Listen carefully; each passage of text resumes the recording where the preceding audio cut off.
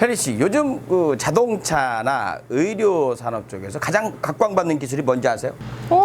너무 많지 않을까요? 많죠. 여러 가지가 있지만 핵심은 바로 레이저 기술이라고 합니다. 얼핏 봐도 자동차 용접할 때도 레이저를 사용하고 있고요. 의료 산업 같은 경우에도 뭐 점 빼는데도 레이저로 빼게 되면 아프기도 덜 아프고 더 깔끔하게 된다고 그래요. 그만큼 핵심 기술이 레이저 기술입니다. 네, 이렇게 모든 산업에 두루 사용되고 있는 레이저로 세계를 선도하는 기업을 만나봤습니다. 지금 확인해 보시죠. 레이저 기술은 제조업 분야에서 국가의 핵심 기술로 전기 전자산업, 자동차, 반도체, 디스플레이 등 거의 모든 분야에서 공통적으로 사용되고 있다.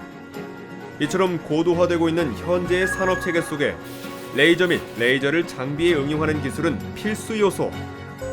이런 열악한 국내 레이저 산업 환경을 극복, 국내 처음으로 산업용 레이저 기기를 개발한 기업이 있으니 안녕하세요. 네, 안녕하세요. 반갑습니다. 안녕하세요.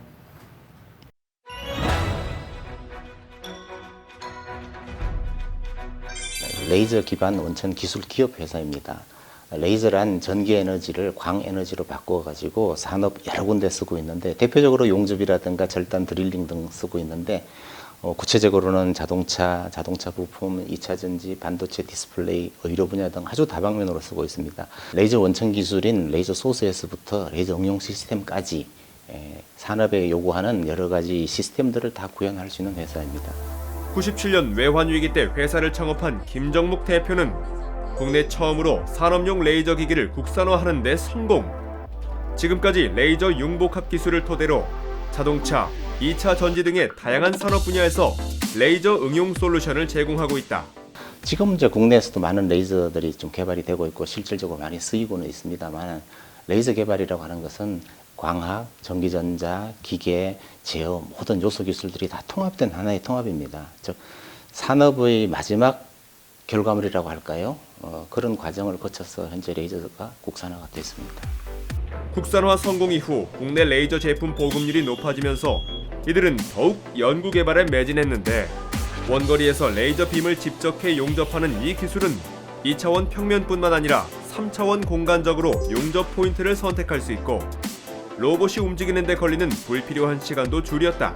리모트 웰딩 시스템은 넓은 영역에서 작업이 가능한 로봇과 좁은 영역에서 빠르고 정밀한 작업이 가능한 스캐너가 융합된 시스템입니다. 조밀한 구역에 비접촉식으로 용접이 가능한 것이 장점이며 이 시스템 한 대가 여러 대의 기존 스팟 용접기를 대체할 수 있어 생산성을 300% 이상 상승시킬 수 있습니다. 또한 국내 자동차 회사와 함께 레이저를 이용해 비접촉식으로 새기는 고속 레이저 타각 시스템을 개발.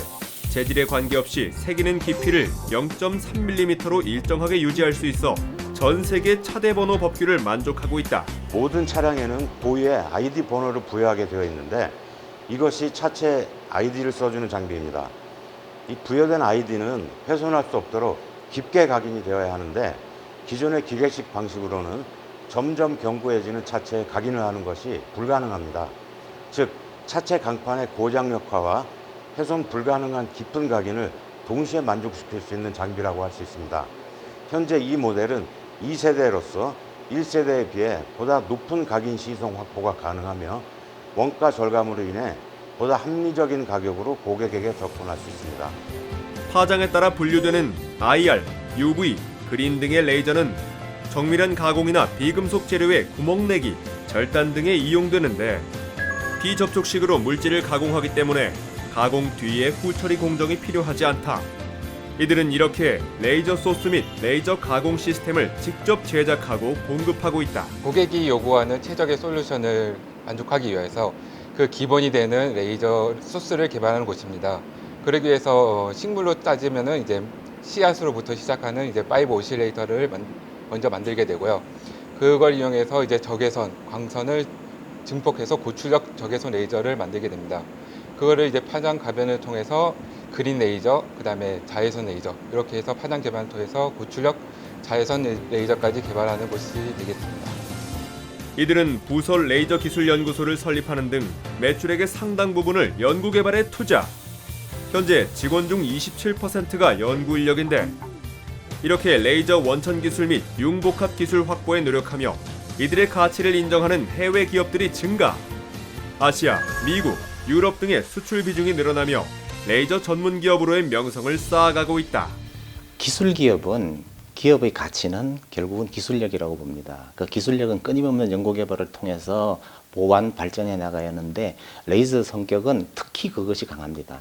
새로운 레이저도 개발이 돼야 되고 그 레이저의 성능을 더 업그레이드 시켜야 되고 가격은 더 내려야 되는 즉 전형적인 연구개발의 성격을 계속 가지고 있는데요. 선진국들은 오래전부터 체계적으로 어마어마한 연구개발을 계속해 왔었습니다. 한국은 그 점에 있어서는 아직은 부족합니다. 아직은 후발주자라고 보여집니다. 앞으로도 계속 끊임없는 연구개발을 통해서 기술 혁신을 이루어야 될 곳이라고 생각합니다. 기업 융복합이라는 경영 목표 아래 독자적 기술 개발을 이뤄오며 특수 용접, 자동차 신소재 등 틈새 시장을 집중 공략하고 있는 이들.